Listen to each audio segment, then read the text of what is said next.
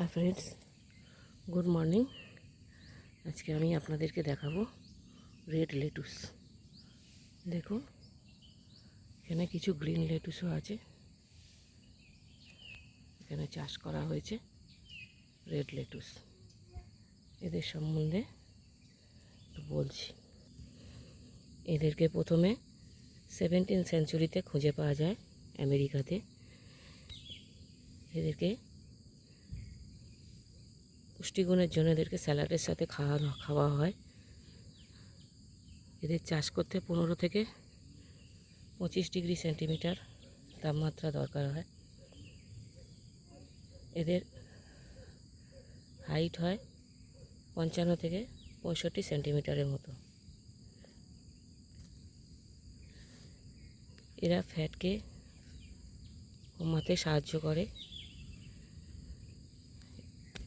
এতে কোনো ক্যালোরি নেই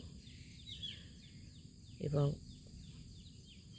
প্রচুর পরিমাণে আয়রন, ভিটামিনস, ক্যালসিয়াম আছে। এই জন্য এদের খাদ্যগুণের জন্যই এদেরকে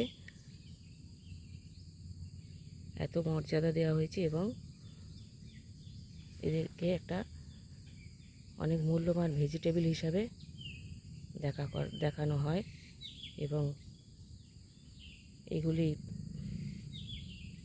চাষ করা হয়।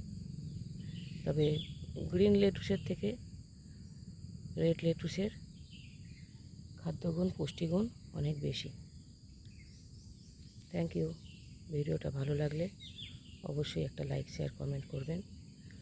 আমার পাশে থেকে আমার চ্যানেলটাকে সাবস্ক্রাইব করে আমাকে আরও নতুন নতুন ভিডিও করার প্রেরণা যোগাবেন। Thank you.